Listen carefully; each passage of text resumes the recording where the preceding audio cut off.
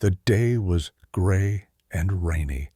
A black courier, dressed in a modest uniform with a soaked hood on his head, walked slowly toward the high glass facade of a luxurious restaurant. It was a premium establishment where only the richest customers of the city got in. The large golden letters above the entrance literally shouted status, and the perfect glass doors reflected the people passing by. With a faint hope of professionalism, the courier pushed open the heavy door. Inside, everything shone: marble floor, sparkling chandeliers, exquisite interior details. But instead of the warm welcome he expected, he was met with icy stares. Behind the reception desk stood a young woman with impeccably styled hair. Her eyes narrowed as soon as she saw him. Her gaze from head to toe was piercingly studying, contemptuous. Her smile, which had just brightened for the previous guest, instantly disappeared. "Did you want something?" she asked, emphatically cold, as if his presence offended the very air in the room. The courier, trying to ignore the tension in her voice, politely explained that he was delivering an important order. The girl slowly raised the phone to her ear, not bothering to answer or be polite. Behind her, two waiters, a man and a woman, were whispering. Their glances were furtive but eloquent. The woman giggled quietly, covering her mouth with her hand, and the man leaned over the counter and whispered something in her ear. The courier heard it. What? Another one of them? Like they can afford to be customers here. The giggling intensified. Courier felt the blood pounding in his temples, but he remained silent, not letting his emotions take over. He knew that scenes like this were not uncommon. All he had to do was do his job and leave. The waitress, who had decided that this was the entertainment of the day, came closer, her heels clacking loudly on the marble floor. With her arms folded across her chest, she asked, in a deliberately sweet voice, "You must have gotten the wrong door. We have a service entrance in the back for deliveries. Why would you come in here?" "This is a place for not for people like you." The words penetrated like daggers, but the courier remained silent. He was used to it, but each time the wound grew deeper.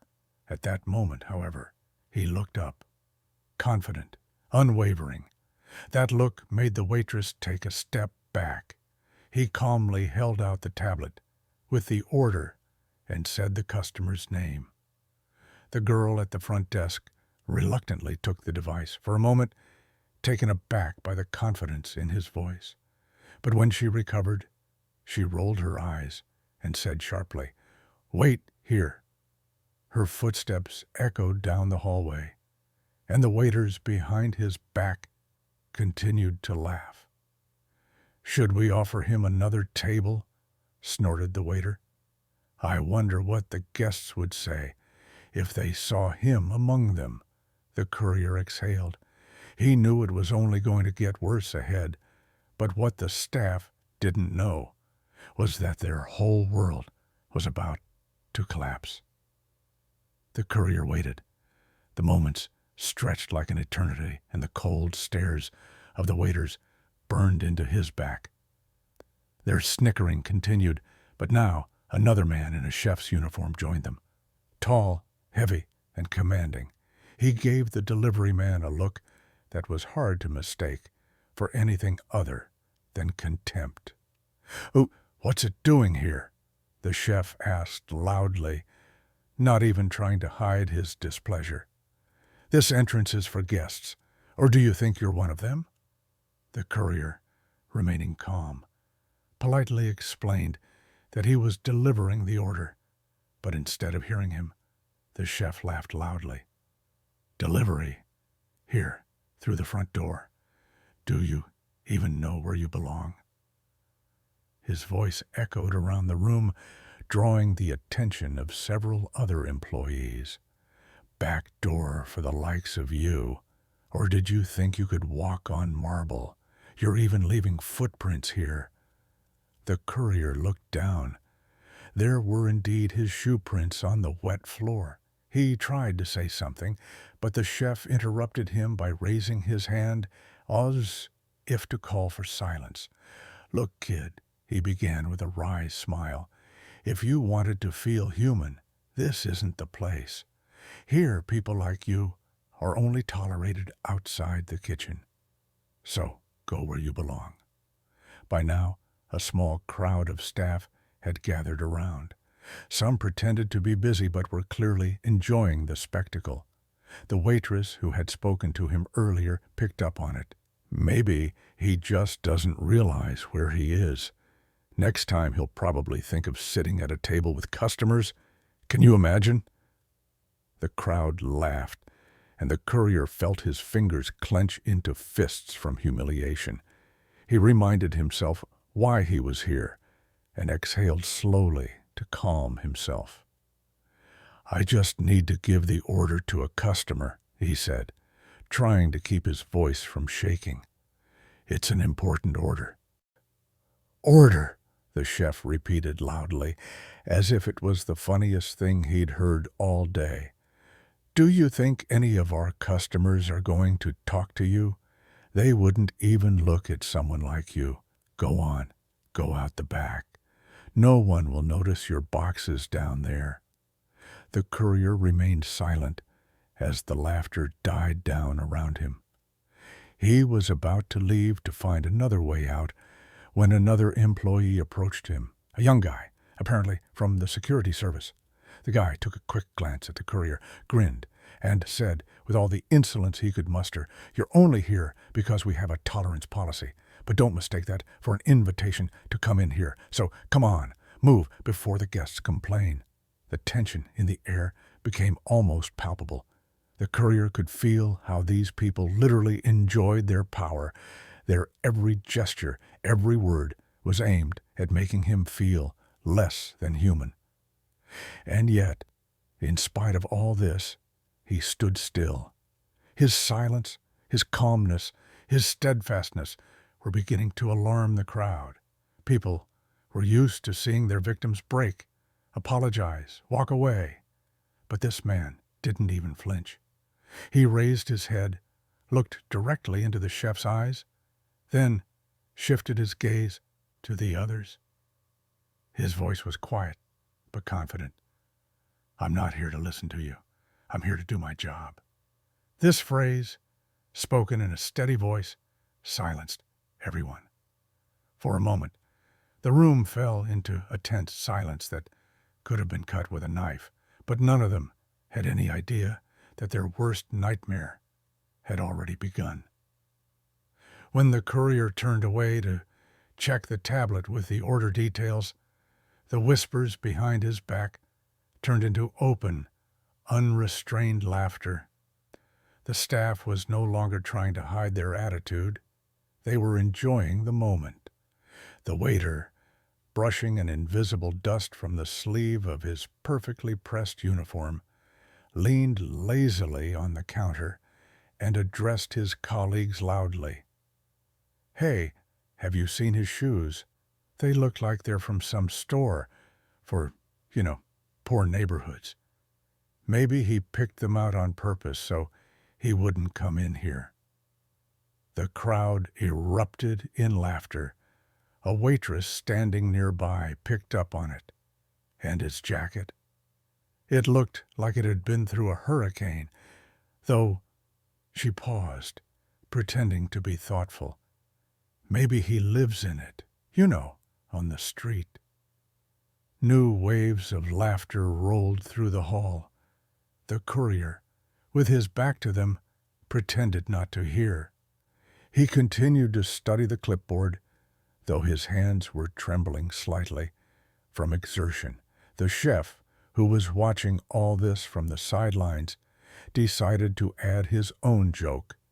Crossing his arms over his chest, he said loudly for all to hear, "Come on, guys, don't be so hard on him.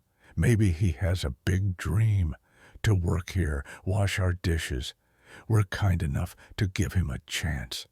Just make sure he learns to talk properly first. His accent's a real pain in the ass." These words caused a new burst of laughter. The waiter, choking with laughter, literally bent in half. "Come on, Chief. He doesn't even know how to talk. He should at least learn how to say hello, like a human being.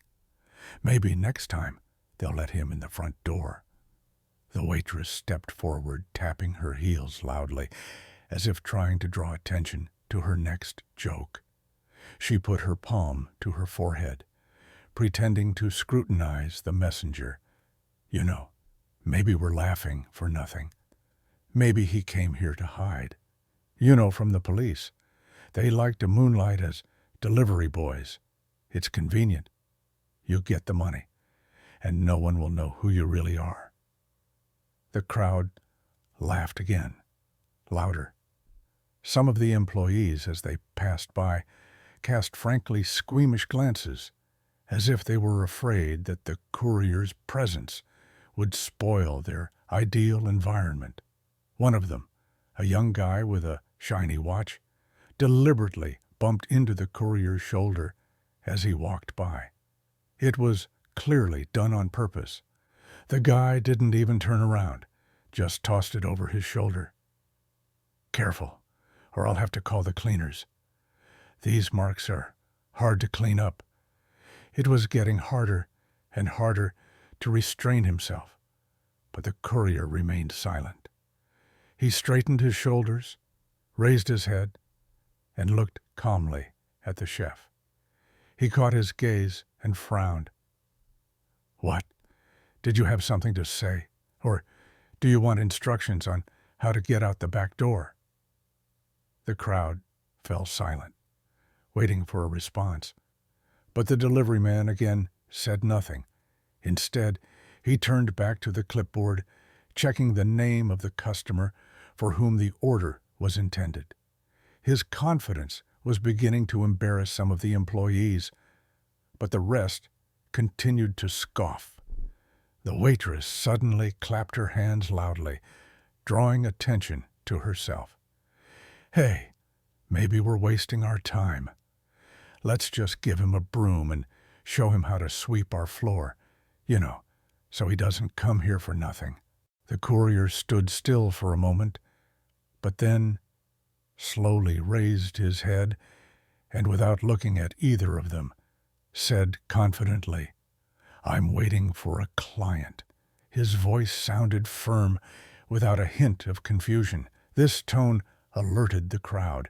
There was silence for a moment, but it was broken again by the chef, who said, with a sneering grin, "Well, well, well, he's waiting. Let's see how long he can stand there like a statue." The staff, as if on cue, started giggling again, but a faint tinge of uncertainty began to slip into their laughter. Why doesn't he leave? Why doesn't he respond to their taunts?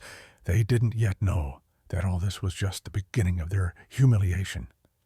The courier stood in the middle of the hall, holding a clipboard with the order, but instead of getting any help, he faced an icy wall of ignoring. The girl at the front desk returned, but didn't even bother to meet his gaze. She sighed loudly so that everyone could hear, as if to show that this man was taking up her precious time. "What are you still doing here?" she threw, taking her eyes off the phone. "I told you to wait. Do you realize? This is no place for you to be messing around." The courier politely reminded that the customer was waiting for his order. He just needed to know where to find the addressee. The girl rolled her eyes irritably. "A client? What client? Do you even know who we're having lunch with? I doubt any of them would be talking to." She paused, looking at him upside down. "Well, someone like you." A chef walking by stopped, picking up on her mood. "Look, man, maybe the customer just changed his mind. Who would want to get an order from, well, just leave the box and get out. Nobody here wants to do business with you." The courier again patiently explained that he had to deliver the order in person, but his words provoked a new attack of irritation. "Oh my God," the waitress snorted, hanging the tray on the counter. "Do you even hear what you're being told? No one's interested in what you're doing here. We weren't hired to take care of your problems. Seems to me you're just here to play the important man." The crowd around them started laughing again, and the girl behind the counter frowned feignedly. "Can you even read?" she asked, pointing to the clipboard in his hands. "Instead of standing here staring at us, why don't you find the address yourself? Or is that too complicated for you?" The courier squeezed the clipboard harder, but remained calm. He repeated again that he needed help. His request sounded calm and confident, but that only made the staff angrier. "Where did you get the nerve?" The chef intervened again, coming closer. "You're begging to be spoken to like a human being. But here's the problem. This isn't a dump, and you've obviously got the wrong address." His words were met with chuckles, but someone in the crowd added loudly and angrily, "Maybe he's just used to having everything handed to him on a platter, like a victim of the system. Probably thinks if he stays here longer, we'll tip him."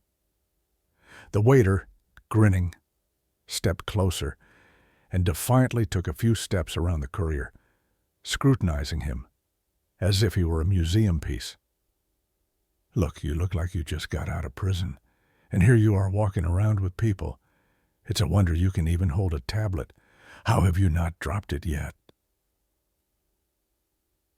The crowd erupted into laughter again. The girl behind the counter finally clapped her hands pretentiously. "All right, enough with the circus. Let's send him somewhere. How about the back room? Let him wait there until we're done with the real clients." But the courier didn't move. His steadfastness was beginning to worry the staff. A shadow of doubt flickered in the eyes of some of them, but no one dared to show it. The tension was becoming palpable, but instead of helping, the chef decided to add fuel to the fire. "Are you still here?" he threw. "I'm beginning to think you just want to see how real people work. You might need to memorize it for the rest of your life. I don't think so." The courier took a deep breath. All he had to do was wait. But his silence was an even greater challenge to the staff. They didn't know that their pompous words and contempt were just the calm before the storm that would overwhelm them. The courier was still standing in the hall, holding the box with the order tightly. His calmness was beginning to irritate the employees. They were used to their taunts and humiliations, making the victim break down, but this man remained steadfast.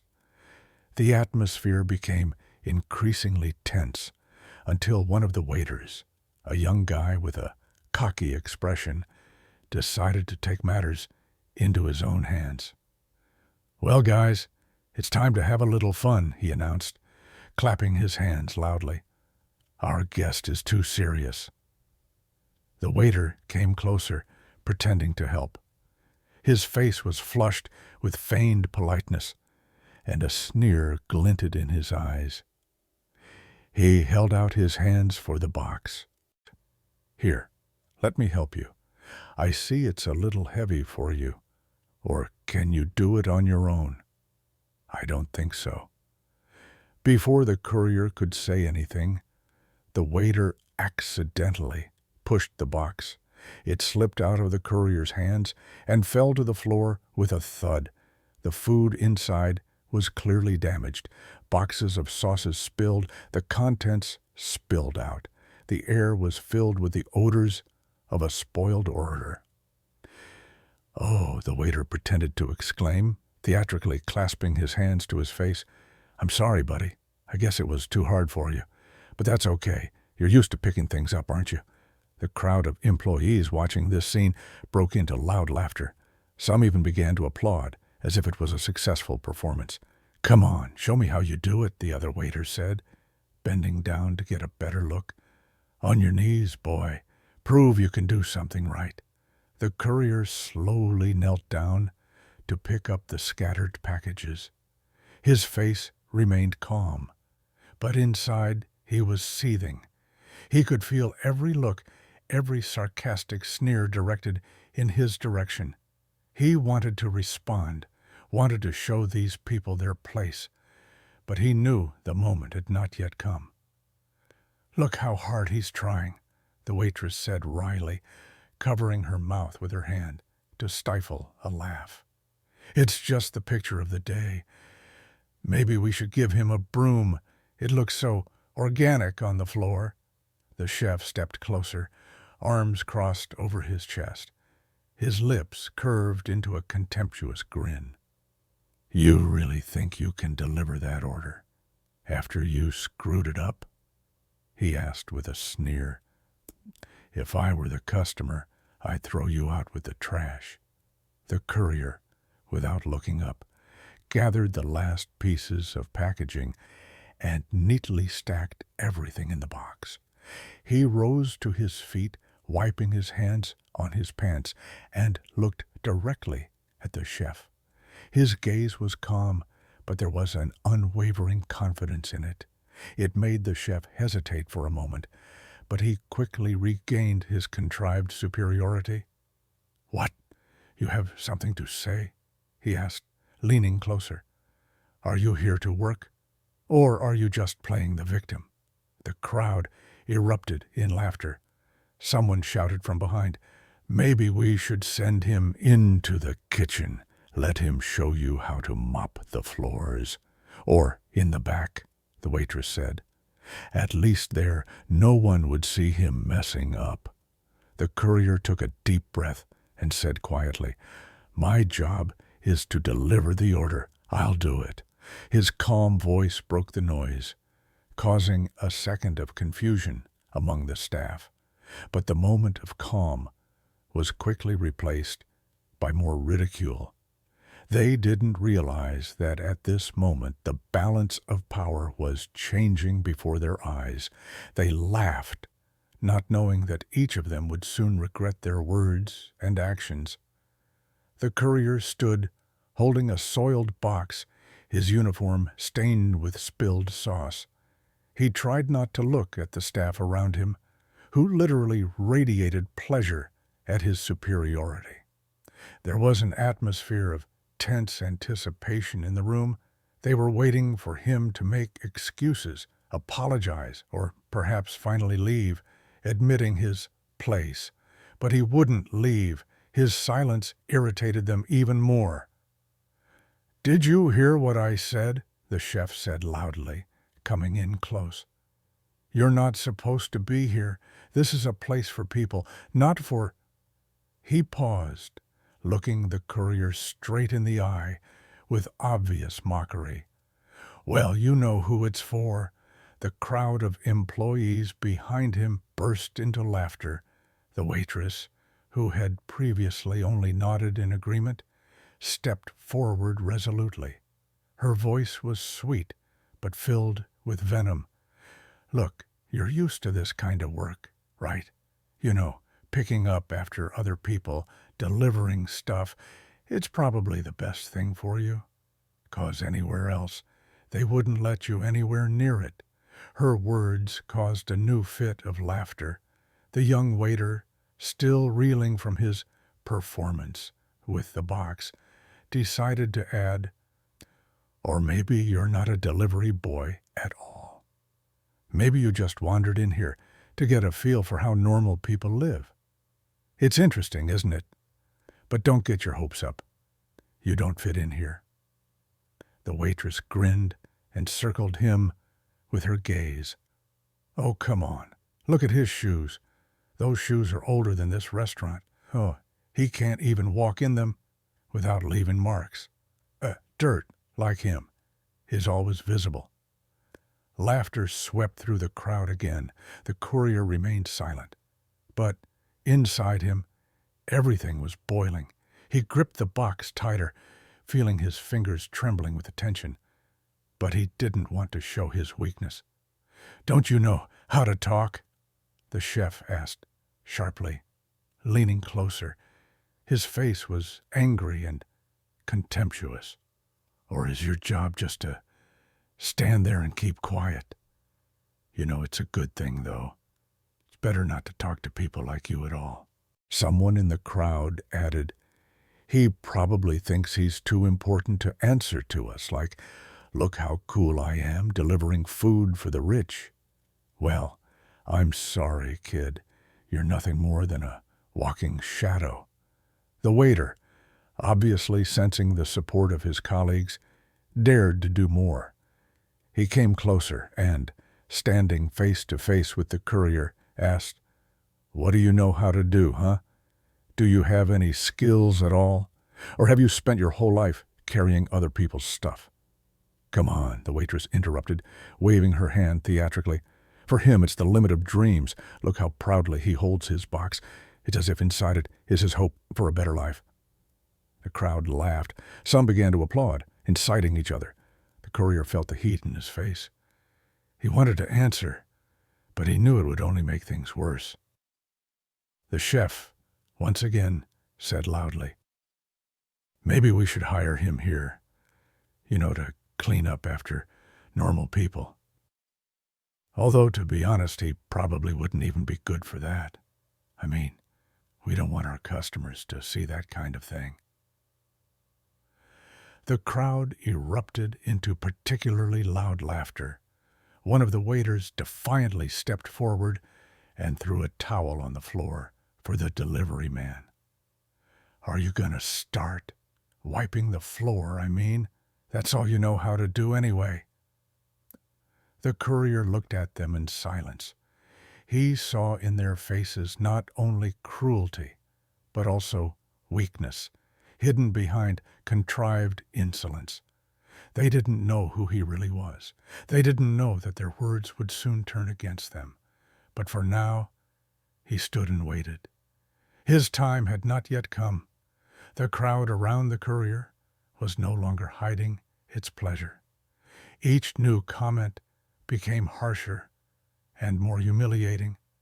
The employees, as if fueled by the general atmosphere, were competing to see who could hurt the uninvited guest more. But all this was just a prelude to what would happen next. The chef, already tired of the messenger's silence, stepped up close to him as if purposely violating his personal space. "Do you think that by silence you will impress us?"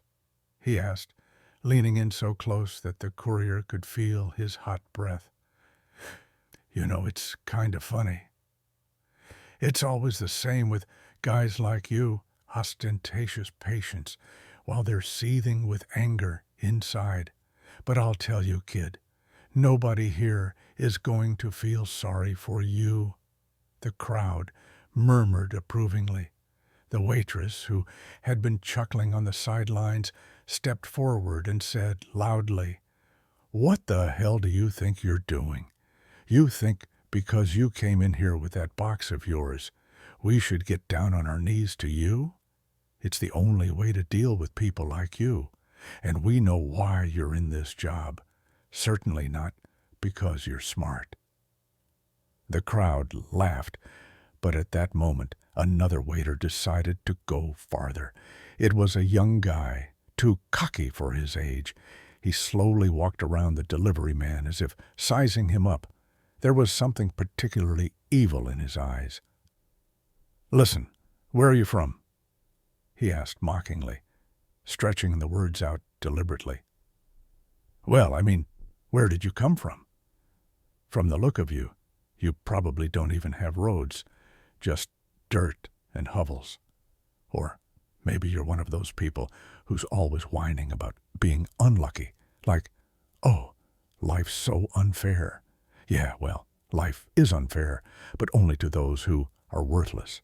The courier was silent, his gaze remaining focused, but the words still penetrated, leaving painful traces. The guy didn't stop. He started louder, on purpose, so that everyone around him could hear. You know what pisses me off the most? People like you come here and think they can live among us like normal people. But here's the truth. You'll never be one of us. Because all you can do is carry boxes. That's your ceiling. Some of the staff chuckled, but some of them were already starting to look slightly embarrassed at what was happening. However, the young waiter didn't notice it. He was too engrossed in his role. Is your family the same? He added with a venomous chuckle. The same? Mediocre? Let me guess. None of them have accomplished anything. Just living on handouts, huh? I guess your mommy wanted you to be something too, and you ended up here hauling food for real people. These words caused an explosion of laughter among most of the staff, but there were shadows of doubt on some faces. The boundary of what was acceptable had clearly been breached. The courier tensed slightly, but still remained silent. His eyes looked coldly at the young waiter, who, inspired by his victory, continued, Why don't you send them a picture? Show them you're in a place like this. Although, they probably won't even realize how much cooler this place is than all your dreams. The chef, who was watching this, grinned. All right, that's enough. You've already wrecked it. Though, he thought, tilting his head to the side, maybe that's a lesson to him. Let him know that even here, among normal people, he'd be at the bottom. The waitress decided to add, What's the lesson? He already knows his place. He just won't admit it. People like him are always trying to look proud when it's obvious to everyone that they're nothing. These words finally escalated the atmosphere. Some of the employees, who had been silent until then, tried to change the subject, but their voices were drowned in laughter and insults. The courier, who had been like a rock before, suddenly straightened up. He looked at the young waiter, who was literally jubilant at his victory. And although the courier didn't say a word, his gaze was so cold and calm that it silenced the boy. Suddenly, silence enveloped the hall. It was not the silence the crowd had been waiting for, nor was it the silence the courier had been keeping all this time.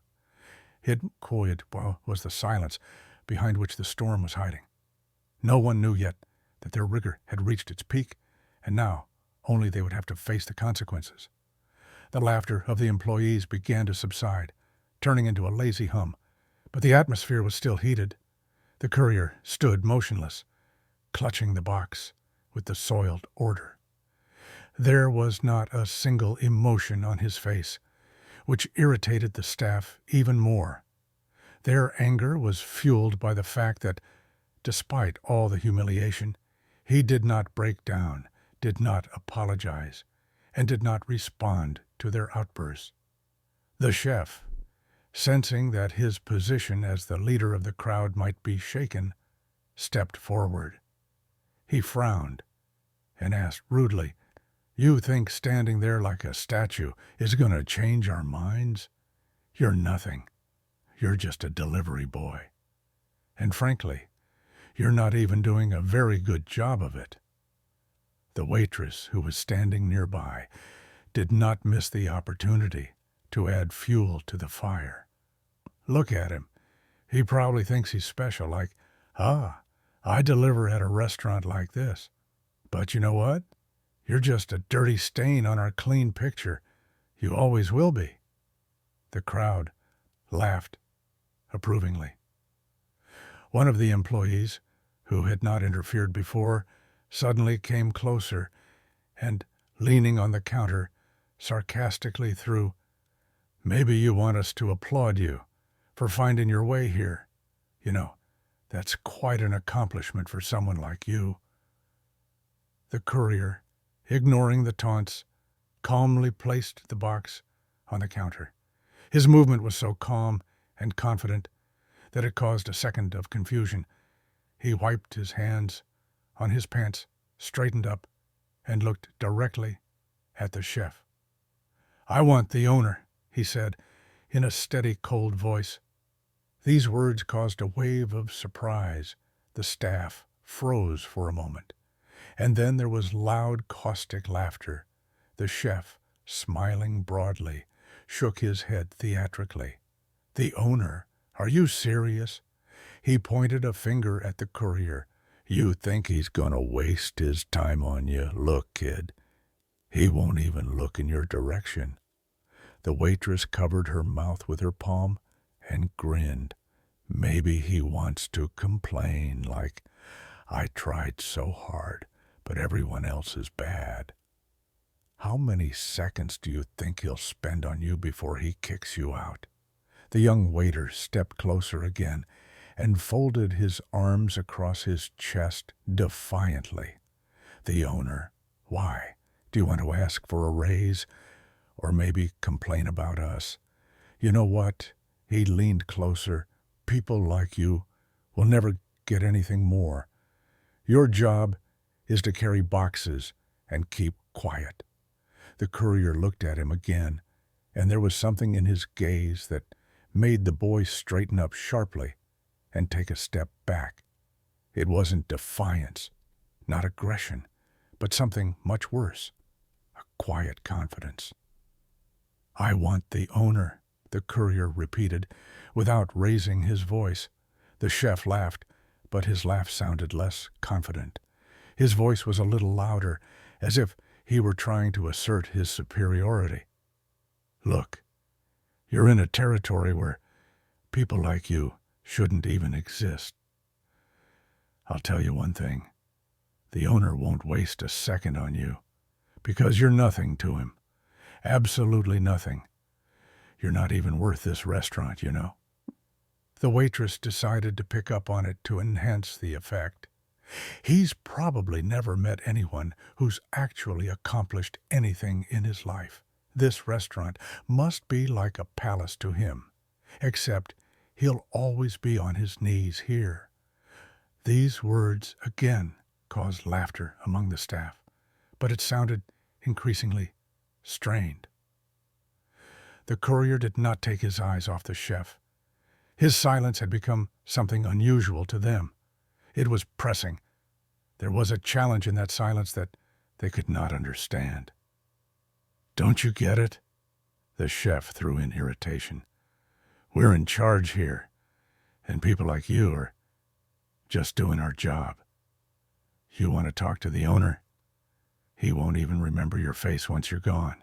But instead of answering, the courier, without looking at the others, took a step toward the counter and said firmly, "Get the owner." His voice sounded so calm that everyone suddenly fell silent. This silence broke the usual noise of ridicule and sarcastic comments. One of the employees, sensing that the situation was getting out of control, coughed awkwardly. The chef, sensing that he was losing his grip on the crowd, moved even closer and spoke louder. "You don't realize where you've come. You think you can make demands here. You're just a courier, nothing more." The courier raised his head, his gaze burning the chef. "Get the owner, now!" The words sounded like a sentence, though the staff was still trying to remain confident. A sense of unease hung in the air. The courier no longer looked confused or humiliated. His calmness was beginning to frighten them. They did not yet know that this scene would be the beginning of their humiliation. The silence in the hall became almost palpable. The staff, who a moment ago had been openly mocking and jeering, now froze, watching the courier. His calmness, his firm voice, and the confidence in his every move began to shatter their illusion of superiority. But the chef, still confident in his power, snorted contemptuously and took a step forward. "Didn't you hear that?" he said harshly, trying to regain control of the situation. "Get out of here before I call security. None of us are going to call the owner for you." The courier said nothing. He walked slowly but confidently around the reception desk, ignoring the indignant cries of the staff. His movements were so calm that it made them even more uncomfortable. "Hey, where are you going?" shrieked the girl at the front desk, her voice high and panicked. "You can't just walk in there." The chef, blushing with anger, tried to intercept the messenger. "Are you out of your mind?" He shouted. "You think you can just walk in? This is private property. We'll call the police." But the courier did not stop. He strode confidently toward the door labeled Manager. His footsteps echoed in the marble hall where the frozen employees still stood. The waiters looked at each other, not knowing what was going on. As he reached the door, the girl at the front desk, gathering all her courage, ran forward and tried to block his path. "Stop!" she shouted, her voice shaking with nervous tension. "You have no right to go in there. The manager is busy, and he certainly won't talk to someone like you." The courier stopped for a moment and looked at her. His gaze was cold, calm, but so penetrating that the girl involuntarily stepped back. Then he calmly opened the door and entered. The staff, stunned by his act, remained standing in utter bewilderment. One of the waiters muttered, "Is he out of his mind? He's going to get thrown out of there." The chef, flushed with anger, took a step toward the door, about to burst in after him. But something in his mind made him stop. Something in this man's behavior made him question his usual world view. There was silence in the manager's office, which was furnished with exquisite luxury. The manager, an elderly man with gray hair, looked up from his papers, surprised to see the courier enter. "Excuse me, but who are you?" he asked, clearly puzzled as to why the delivery man was in his office unannounced. The courier walked silently to the desk, opened the briefcase that had been with him all this time, and took out some documents. He placed them carefully on the table in front of the manager and said in a steady voice, "My name is James Wilson. I own this restaurant." The manager froze, his eyes widening in surprise. He slowly took the papers and studied them, his face growing tenser with each passing second. They were official papers confirming that James was indeed the sole owner of the place. It was all perfectly laid out. Is that true?" the manager muttered, raising his eyes to the messenger. "I didn't know anything." James nodded briefly and said, "I think your employees have forgotten who hired them and who they serve." The manager turned pale, nervously adjusting his tie. He already realized that the whole situation was getting out of hand. He knew that in this conversation he was not the master of the situation. Meanwhile, outside the office door, the staff began to stir. The chef paced back and forth irritably, making sarcastic comments. "So how long is he going to be in there? He's hoping the manager will listen to him. He's going to get kicked out, and we're going to deal with him." But the door opened suddenly, and the manager came out of the office. His face was pale, and he was clearly nervous. The staff froze as James followed him out. "Gather everyone," James said quietly but confidently, looking directly at the chef. "What?" he mumbled, uncomprehending. "What did you say?" All of them, now, in the audience. James's voice was cold and commanding. It was not the voice of a messenger, not the voice of a servant. It was the voice of a man who was used to command. The staff began to glance around, but no one dared to disobey. They didn't know what awaited them yet, but fear had already settled in their hearts. The staff stood in the main hall of the restaurant, gathered in an awkward semicircle. No one fully understood what was going on, but the tension in the air was so thick that it felt like you could touch it with your hands. The chef, who had recently been the epitome of insolence and arrogance, now looked confused. His face was twisted with irritation and bewilderment. The rest of the staff shuffled from foot to foot, avoiding eye contact. James Wilson entered the room no longer holding a soiled box or looking like a humble courier. He was now the embodiment of confidence and dignity. His calmness, which had previously annoyed the staff, now struck fear in them. The manager followed him, looking confused and frightened. James stopped in the center of the room and looked around at all the employees. His eyes lingered on the chef, the waitress, the young waiter, and the receptionist, who had been the most vocal participants in the mockery and humiliation a few minutes ago.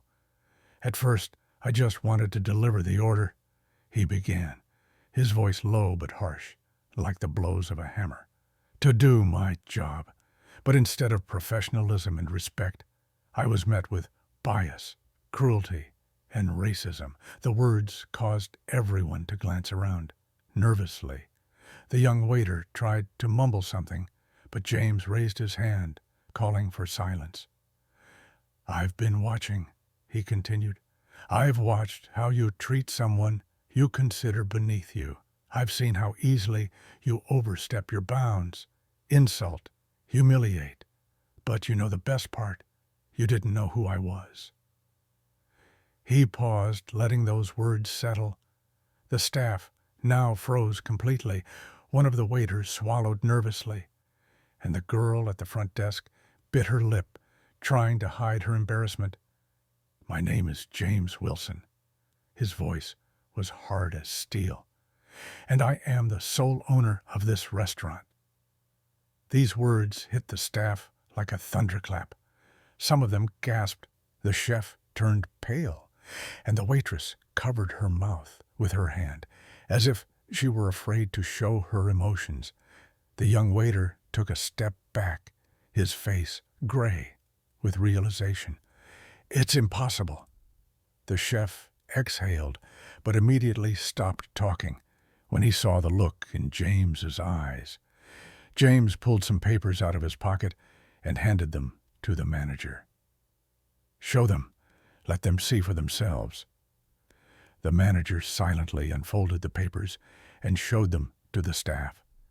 Signatures, stamps. Everything said that the owner of the restaurant was really standing in front of them. It was the end of their illusions. James took a step forward, looking intently at each of the employees. "Today, I saw how you present this restaurant, how you treat people, and I'll be honest with you. I'm disappointed in you. Your behavior is unacceptable. The way you treat another human being is disgusting." His voice was full of power, but there was no shouting in it. It made every word even more painful. "I gave you a chance to prove yourselves," he continued, "but instead of professionalism and respect, I saw contempt and cruelty, and now you must answer for it." The chef, turning pale, took a step forward. "Sir, I didn't know. We didn't know who you were." His voice was shaky. "It was all just a misunderstanding." James raised his hand, interrupting him. "You didn't know who I was. And if you did, would you act differently? It shows who you really are. You don't respect the man. You only respect his status." Those words made the chef lower his head. James continued, "Your actions are not a mistake. They are a choice, and that choice will now have consequences. He turned to the manager. "As of this moment, these people no longer work here," he said, pointing to the chef, the waitress, the young waiter, and the girl from the front desk. "Their place here is finished." The manager nodded, clearly glad not to be caught in the hot seat. James looked at the rest of the staff again. "Now, listen to me carefully. This restaurant is built on the principles of quality, respect, and hospitality. Any violation of those principles is not just a failure, it's a betrayal. I'm giving you a chance to show that you understand that." The staff nodded, some looking like they were ready to fall through the ground. James turned and headed for the exit, leaving a stunned silence behind him. He had shown that justice had been served, and that arrogance and prejudice always lead to failure. Friends, this story is not just a story. It is a reminder of how important it is to respect every person, regardless of their appearance, status, or profession. Do you think the owner did the right thing? Have there been instances in your life where you have experienced injustice or racism? Share your stories in the comments. We want to hear your voice. Each and every one of you is incredibly important to us. You are our support, our motivation, our audience that helps us create these stories. We appreciate you all, each and every one of you. Don't forget to subscribe to the channel and give us a like. By doing so, you help our project to grow and spread important topics. We want these stories to become a lesson for everyone. We wish you a wonderful day and only good people around you.